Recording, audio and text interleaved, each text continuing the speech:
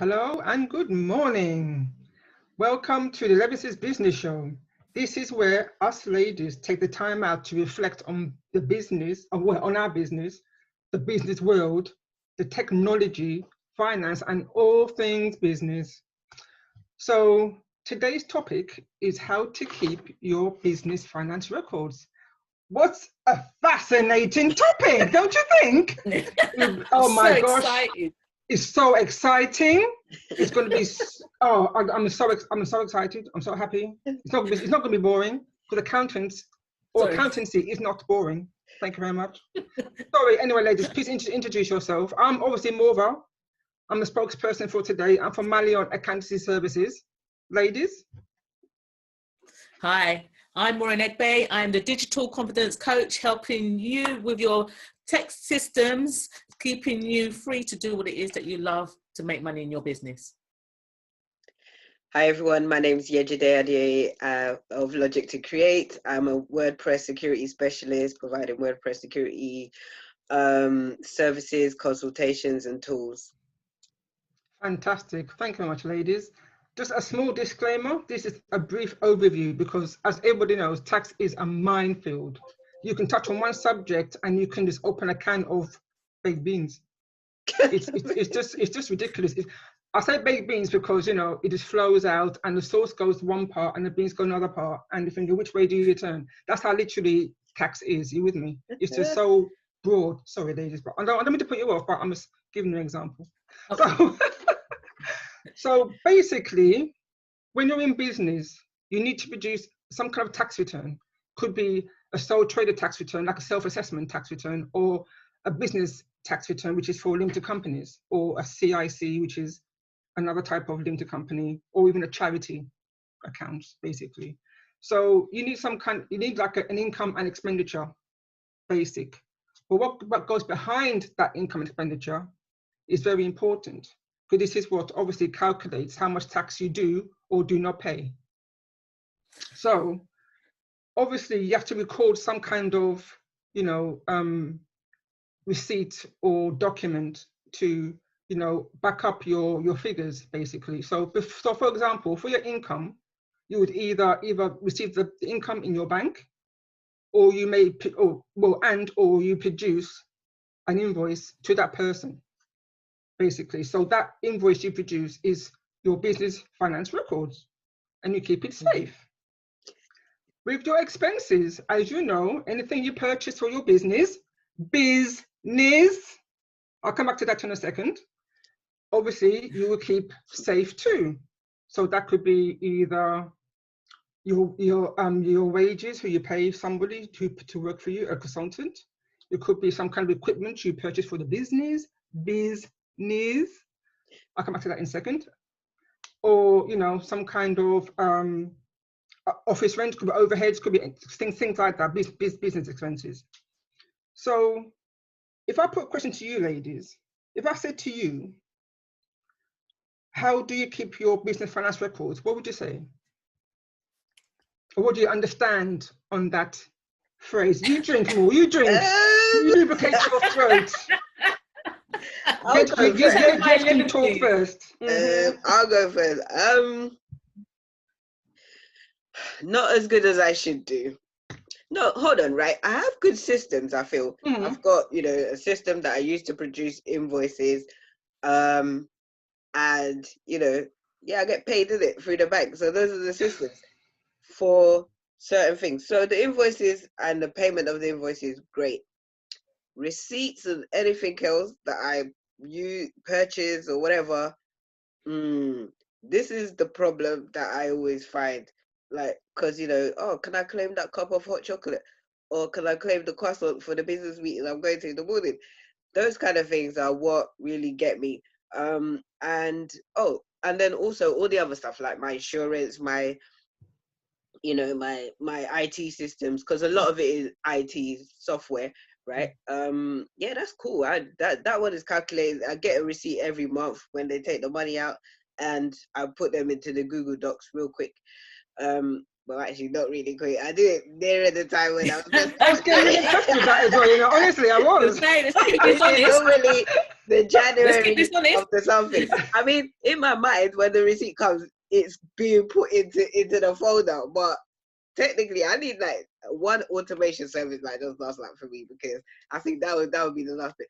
But yeah, the systems are there. Mm-hmm. Paper receipts are a minefield for me, and they confuse the life out of me. And that's just for one business. So with my creative business, again, that's a whole heap of receipts. I spend a lot more on that because of materials, you know, like adhesives and bonded and findings or whatever. So that one, I have piles and piles and piles of paper. Wow. The other one is just all quite digital, and you know, it kind of is meant to get into the folder when it needs to. But this year I'm vowing to do my paperwork soon, although within the next 4 weeks, because I need to know what's going on. For several different reasons, personal reasons and business reasons. I need to know what's happening with the finances, and also in terms of forward planning as well. I need to get that. It just needs to be much better, I feel. Okay, cool. Thanks, Edge. What? I echo what Day says there as well. I'm terrible with receipts. I am so bad. You know, I get the receipt and yes, I've got a receipt. I'm going to keep it. I push it in my purse, and then I've got other receipts which are not connected, like my shopping in Sainsbury's, Waitrose, whatever store that I'm in, you know, so which aren't business, and they get mixed up with the business, and then I just have a bag of receipts, and then they end up in a plastic bag, not in a folder. And yeah, I know, I know, Mauva. I feel like I'm at church going to confession right now. It's just that, forgive me, Mauva. I don't deal with my receipts correctly. But in terms of, and it is, I acknowledge that we've got systems. I usually put all my information onto the Excel spreadsheet. So I can see what's being spent and what hasn't been spent. And the systems are fine. And it's with everything. It's not about the system. It's about the person who inputs the data. So it's about just keeping on top. I strive to have a habit, to create that habit of regular intervals of updating that spreadsheet and keeping things on top. I think maybe it's that whole mindset around money and finances that gets in the way of things as well. You know, I've never ever been one that's confident with figures, and hence why I'd rather have an accountant than me trying to figure everything out myself. Oh, thanks, ladies. See, what I get from that, I think that, well, from what my mind is telling me, is that you need, how can I put it? Some kind of system, a regular system where you do upload your documents to Google Drive and you do your spreadsheets. Maybe you should put like a little time in the month in your calendar just to do those little niggly things. I know it's really boring, but as you said, Jed, like, you know, it's very important, you know, for you to understand what your business is doing and fulfill. Right? I think like finances is actually exciting because it's really showing you how well you're doing in your business. It like gives you that kickstart. It gives you that joy when you've made a profit. You know, when you made a loss, it's like, how did this happen? I need to go stronger, harder. It gives you the challenges. It's just the process. Like, I've got Finance Fridays in my calendar every Friday. Right? Do you skip that, Age? Sorry? Do you skip that? Do I keep to it? Skip it. Yeah, skip it. But what I realized, but I'm being realistic. I skip it, right? Because on a Friday, by the time you get to a certain time of the day, it's like, you're tired. But on Mondays now, I'm like, what I've noticed with myself is every Monday I'm checking in.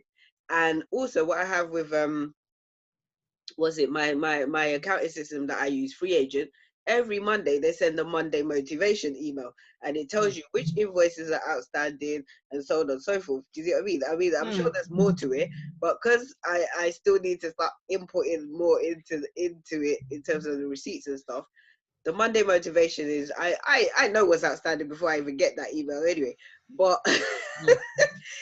in terms of invoices to getting money in, that's fine. But it's the spending. It's like, oh, I really need to discipline myself on that. And literally this week I was like, well, if I'm always checking in on it every Monday, let me just change that reminder to Monday and actually put some targets in to say this, and this is needed.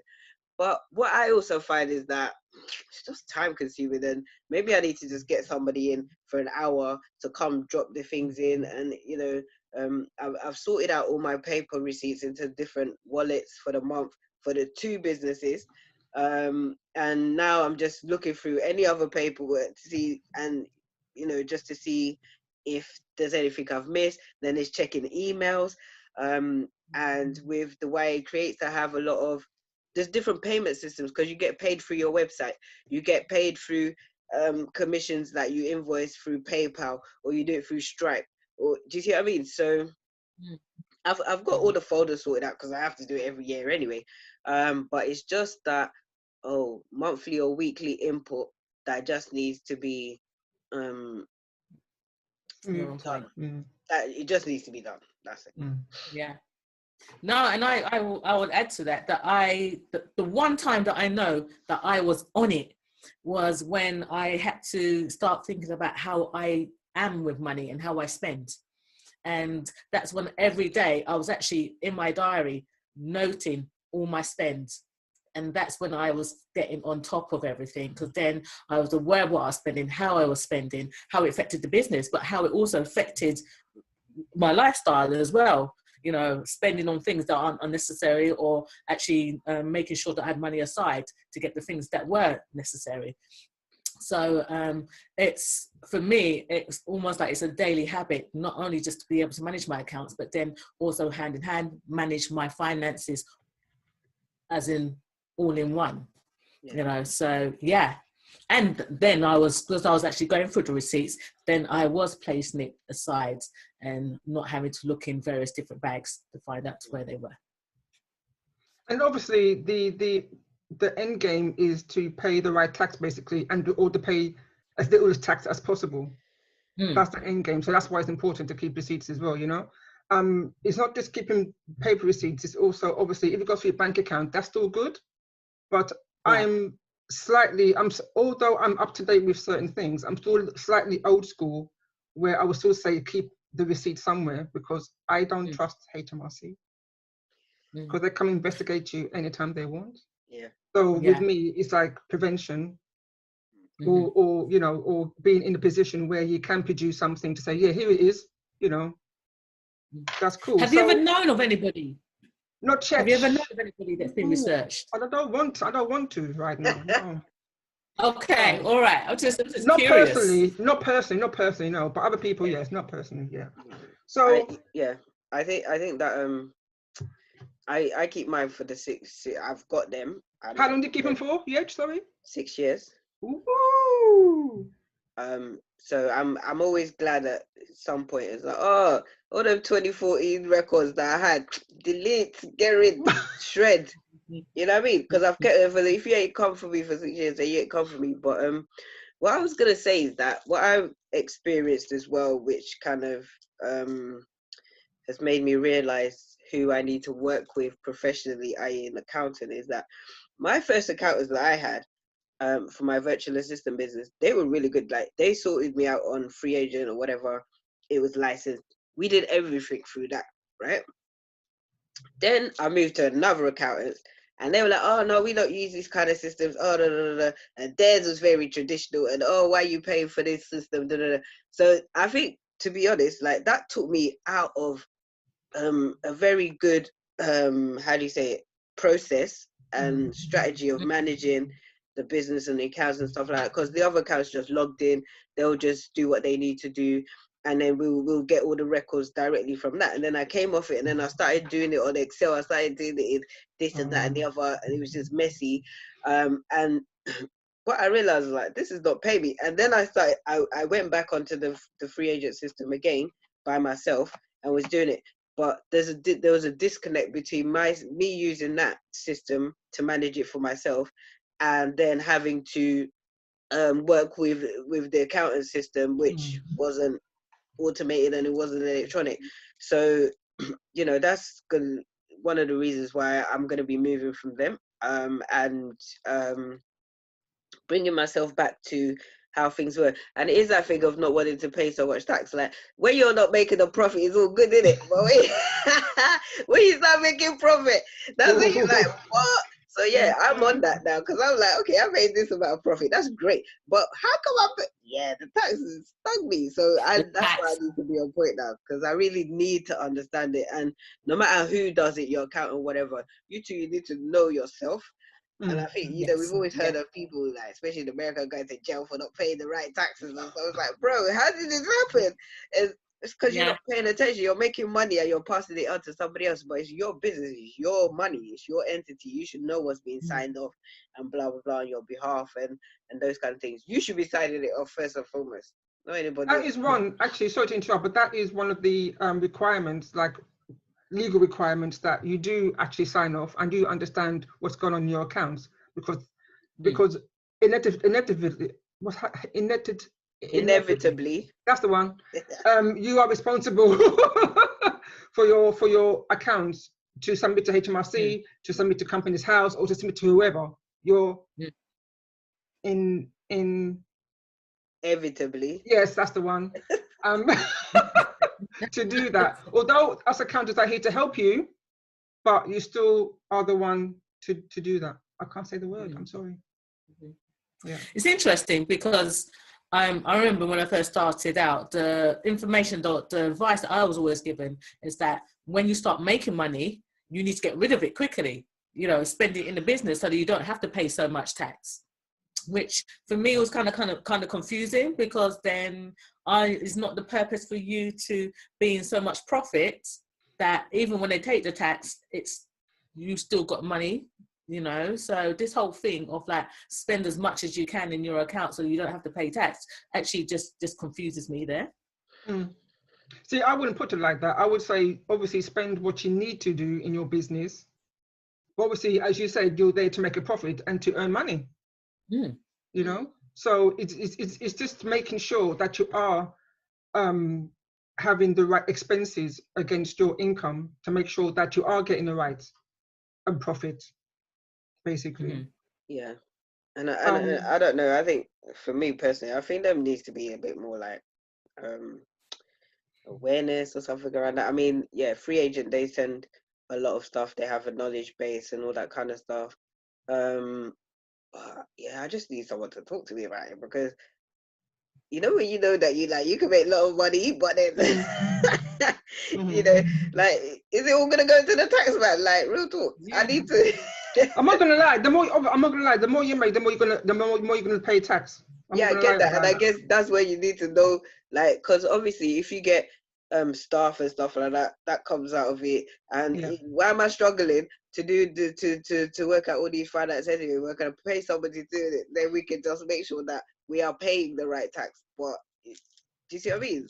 Just understanding that. I was going to say, I can't speak for all accountants, but if I took on a new client and they are using free agent or something I don't even use, I wouldn't say, oh, I'm not going to use that.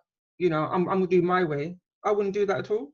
I would have to, you know, obviously talk to the client to make sure that, you know, we are on understanding that this is your system, but we're going to be obviously having a bit of a not control, but, you know, a bit of, you know, input to make sure that what you're doing is right. So basically we'll be overviewing the systems. And if you need training, we'll both be trained together, because it'll be a new system to me.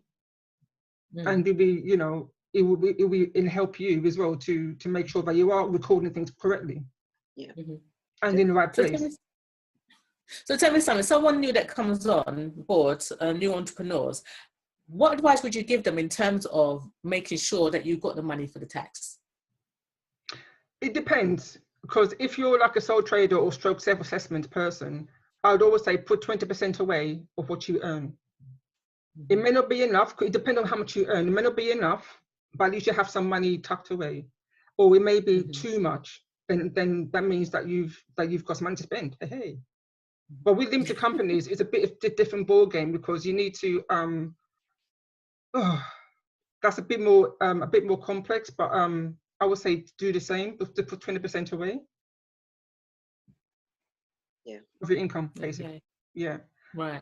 Because the corporation tax at the moment for limited companies is 19% at the moment. I say at the moment because they're meant to be reducing it as the years go on. Because it's COVID business now, I don't know what's going to happen. They could be increasing it in future.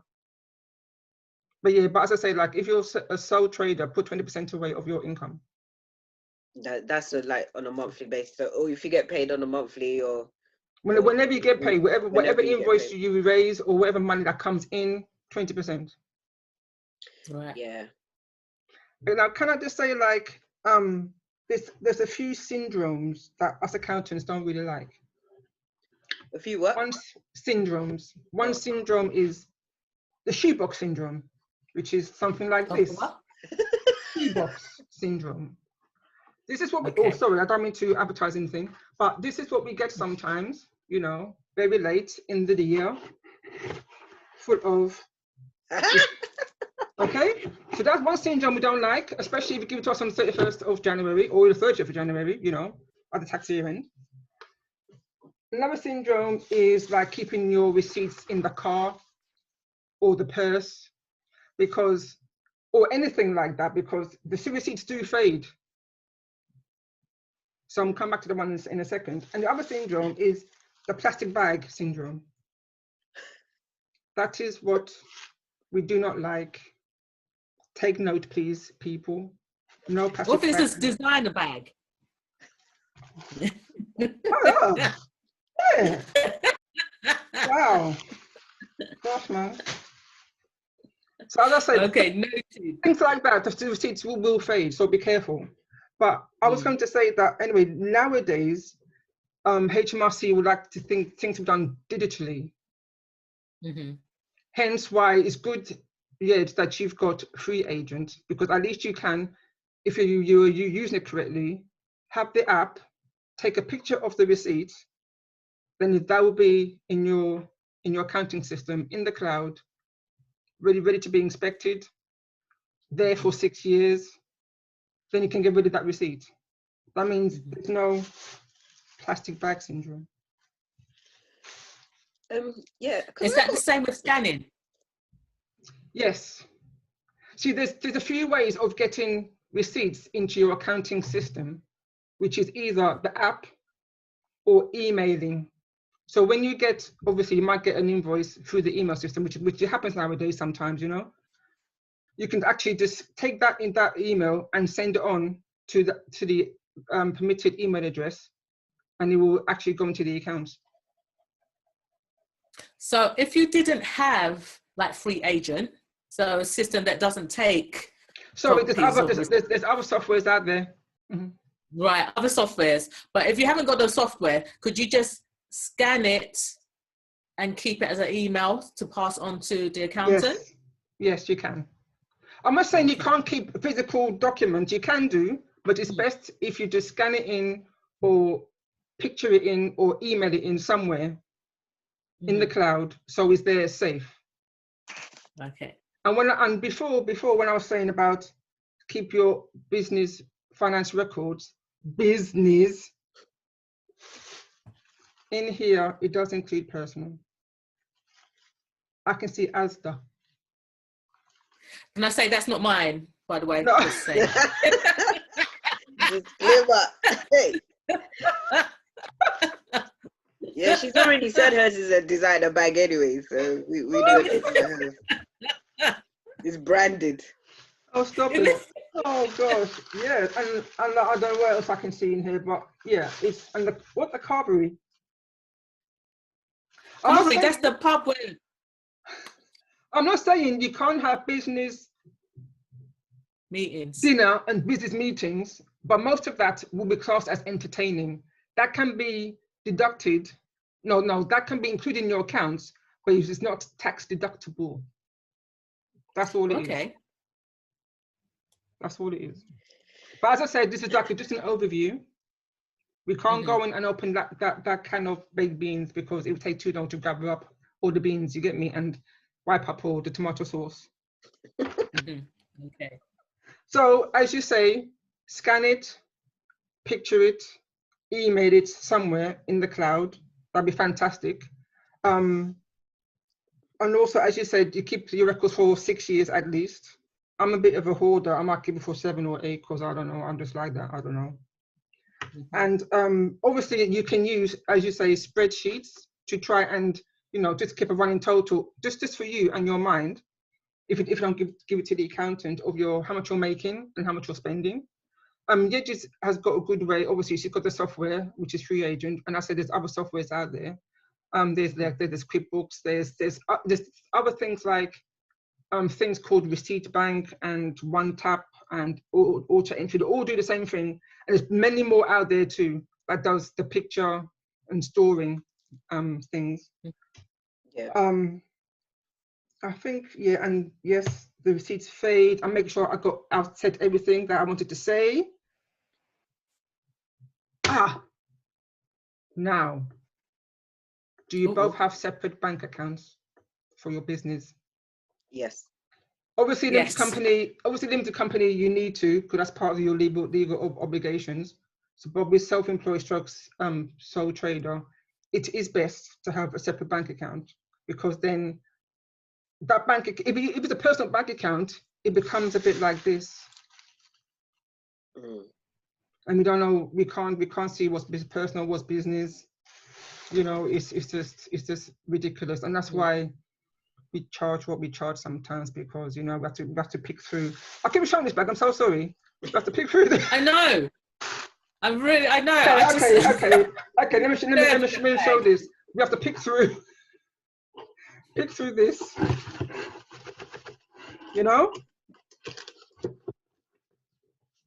So I hope you got something out of this today, ladies. And I hope I've given you some kind of drive, some kind of enthusiasm to start at least to do something regularly. I'm not saying it's going to happen overnight, because finances do scare a lot of people. I'm not going to lie. It's like sometimes they have a brain blockage. It's not their fault. It's like they want to understand, but they don't understand. But I'm a very patient person. I will sit there with you for 6 hours and explain the same thing 600 times until you get that. I'm sorry, but that's just me, because I need you to understand what you're doing in your business. Okay, I'm looking after your account, say, and you're out there doing your main thing, but you still need to understand what goes into your main thing, because that is still part of your business. Yeah. And I think, you know, it'd be good to kind of know what kind of resources that you provide and you can kind of direct us to, because I mean, we've had conversation. I said I need to do my accounts better. I need to be on top of it. I just need to understand what's going on. And there's certain things I just sometimes can't get my hand around it. It's not, because at the end of the day, you know, we talk about strengths and weaknesses. I feel it's not a weakness, but it's something that if I had more time to deal with, apart from everything else, then I'll be quite strong on it. But I just think, for me, I need more support. And what I found with both of the accountants that I've been with is that when you sign up with them, and it's usually them face to face, and, you know, it's all great. You meet them at a networking event or something. It's you and them, right?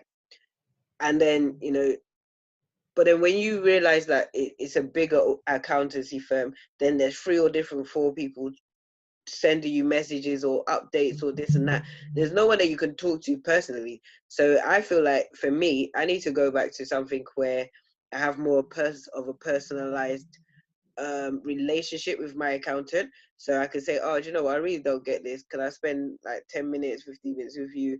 So on. And also, in terms of your practice, Mauva, like, you know, you provide this personal service, and, you know, you have the ambition to grow and stuff like that. How do you think that you can make sure that you manage that kind of expectation or the service that has been provided through you when you start getting more people on board to help you? Because I think, for me, I found that the disconnect from the person who I signed up with and who was the main accountant to the others, it's just kind of just put me off a little bit, to be honest, and made me just feel like, oh, you know, they don't really care about me. They just need to get it done, and I'm just whatever. And I'm actually really struggling. Do you see what I mean? Like, I'm actually because that's why I get it in late, or that's what I've never had a fine, but I do get it in on January the 19th. I think 19th has been the earliest to be. And I'm normally after the 5th of April, I'm like, oh, I'm gonna get this in July. Then it's October. Then it's like, wait, hold on. You see what I mean? Time flies. I just So that's kind of what I just need and just interested to find out more about. Well, with my practice, we do packages, which include, depending obviously which package you're on, support calls either monthly or quarterly, because as you say, I do like clients to take an interest, because some of them don't. I'm not gonna lie, take an interest in their accounts, and especially the ones that do take an interest. I think I should have a bit of time set aside for them to make sure they understand what's going on, and if they've got any questions, or like they want to do something in particular and they got questions around, you know, if I did this, what would happen if I did that, you know, that kind of thing. So obviously but I do provide a range of accountancy services, and I'm just about creating a small team. I am the main accountant, so I will be the main point of contact. However, going forward, any new clients, they will be allocated one specific person. So they have a one-to-one, as you say, one-to-one relationship. Obviously, I will still have obviously the overview and the final word, that kind of thing. And if I need to get involved, obviously I would. But yes, there will be more of a personalized service. I have heard stories about people and other accountancy firms where they're like, is it called gravy trains? I don't know, but they just come in and they just chug along, and then they just do their stuff, and then they chug it out at the other year end without even any contact whatsoever. Yeah. Even the ones that don't have no interest, I need to touch base with them at least once a year, talk to them or see them. You know, I know things have gone online. Even before COVID, things were going online. Because some systems we have is where we might send you a tax return to e-sign. Instead of like before, meeting up with you and physically signing it, we now e-sign. But that doesn't mean we get rid of the personal touch. The personal touch will always be there. Because otherwise, I don't think that the relationship will be fruitful. I don't know. I don't know. I just don't like it. Are you with me? I can vouch that I've experienced your personal touch in terms of making sure that I understand. And I remember one of the little gifts that you gave me was a calendar that you've done.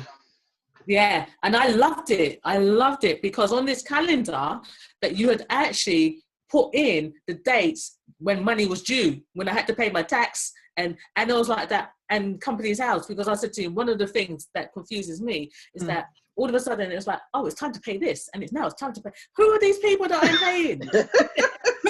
Who are you? Did I not pay you the other day?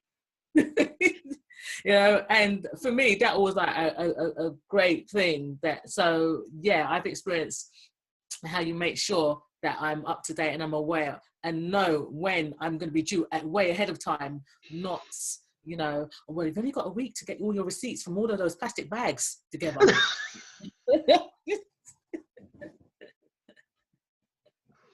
So no, I appreciate, especially when I'm not. The thing about it, there's lots of people who aren't comfortable talking about money. Even though they're in business, they're not comfortable with dealing with finances, or they've had financial problems. So it's best to be able to have somebody that they can relate to and can be honest and frank with, so that they can actually get the best out of their business and make that profit and make that money, and not be fined or coming to you at the last minute to try and rescue them, you know, from financial ruin. Yeah, definitely. Because some of these, like, it always, because for me, it was just like, oh yeah, I'm always making a loss, don't matter.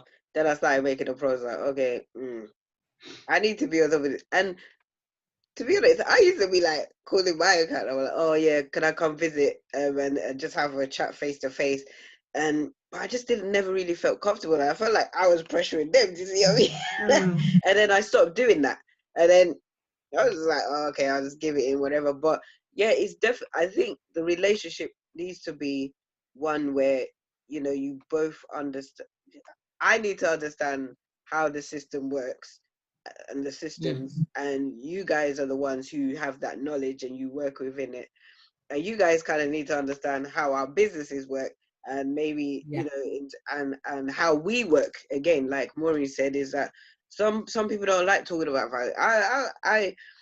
I like make money, but I don't like spending it. So I'm like, wait, hold on. Do you see what I mean? Like, but then if I'm not spending it, then it's all just going to the tax man anyway. So I need to look at what my strategies are in that, and why am I working so hard trying to do 4 different jobs when I could just hire 3 other people and make sure I'm making the money to then cover them, instead of it at the end of the year, oh, it's all going to the tax man. I'm like, oh, damn.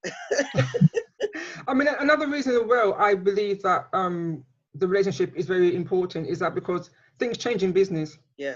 One look at COVID. I'm sorry, COVID again. Yeah, but you know, that's changed a lot of people's businesses. So we need to understand what's changed, so we can read the accounts. We can, you know, help you to, you know, present them to HMRC as best as possible. You know. As well. I mean, using that as an example, the COVID, where you've got people, businesses looking to get the loans and grants or whatever, and then all of a sudden they're being asked about how their accounts for the last 3 years or so, and they have no idea. You know what I mean? What's been going on in their business for the last 3 years, and it's like that. You know, trying to juggle and realizing that maybe they may not be entitled because they haven't managed or looked after their accounts. So that's a whole heap of work to be trying to work out now, when you've already got a whole new year end that you need to sort out. Plus you're trying to find strategies or whatever to maintain resilience and get business in. You don't need that. Like, you need to have all of that kind of thing in order. And I was like, calm. I was like, oh yeah, if I need to go for these things, then my paperwork is sorted out. But then I realized there was an anomaly, and I was, wait, what? 2 years that something hasn't been accounted for. So now I'm going into that, but I'm not getting involved in all of those kind of things anyway. So, you know, I'm just staying very focused on what I need to do to build my business, regardless of these situations. But yes, again, I was going through something, and I was like, hold on. Jesus. Yeah, financial records are so important, like really, really important. And I think it's a good topic, and I think it would be good to hear more from other people of their experiences. And, definitely, please. Drop your comments in. Yeah, like what kind of resources and support is needed. Because I think HMRC's website is just whoa. You go on there, that's like 10 cans of beans. I mean, even 1,000 cans of beans. What do you mean? It's the bean factory. You need some Red Bull and God knows what. Like, you need to be just like, I don't know. Sometimes you need to meditate before you go on it, during, after. The thing is, like, you click on a link. I said, okay, you click on this link, it will tell me. Yeah. You click on another link. Yeah. You click on another link. Round the houses. And you lost the houses. It actually frightens me, because it's like, I'm going to need, because you know what, sometimes they'll tell you, HMRC will tell you, oh, you need to put half an hour aside to go through this. And they're serious. Seriously, that's underestimation. Yeah, they underestimate time, man. It's like, they underestimate how much you have to do, and they just like their system doesn't help you. So it's just like, oh gosh, like that could cause you mad anxiety by the time you finish on their website, just for one little thing, you know. Yeah. So, and this is the whole thing, and then this is where fines happen, and this is where at the end of the day you end up paying out more. So again, that's why I appreciate having an accountant to help me understand and go through that minefield, because it is a lot. It's a lot.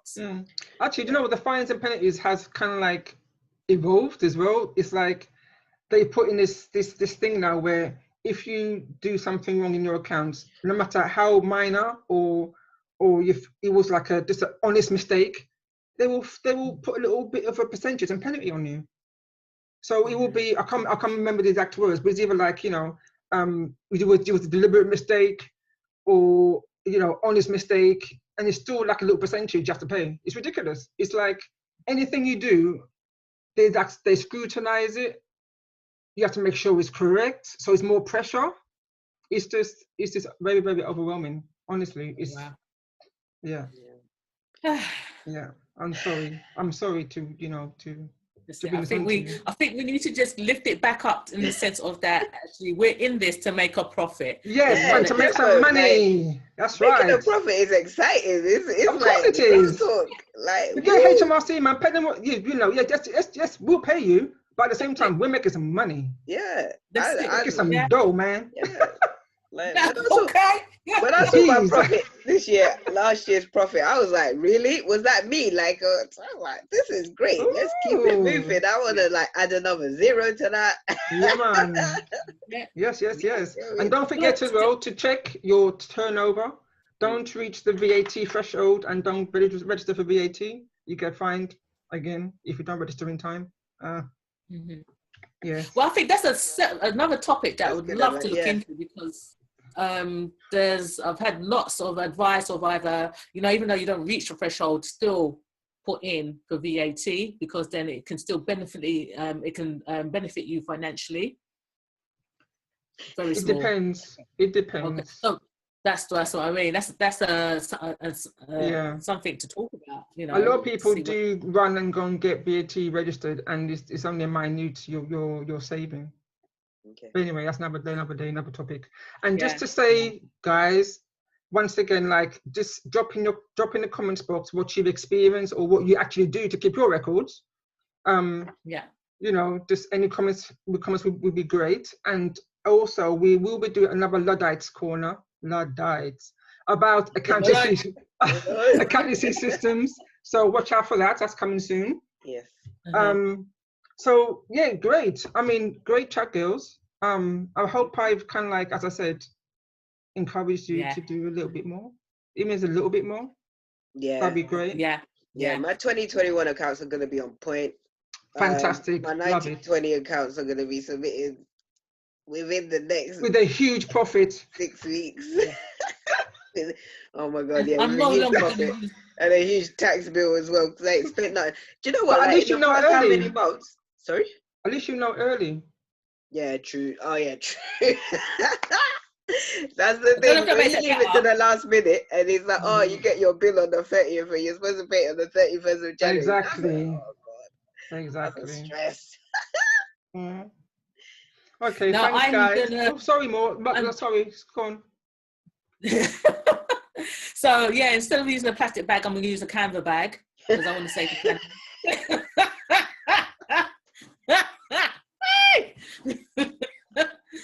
Thanks, Mo.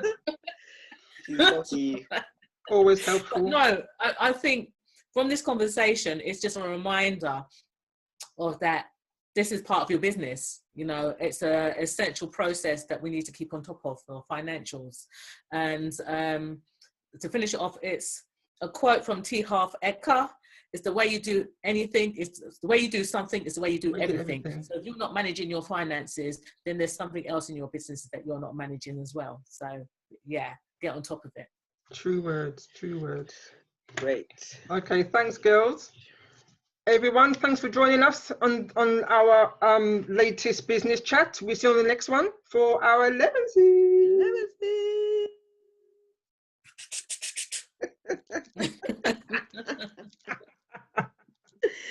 Okay, bye. Bye, guys.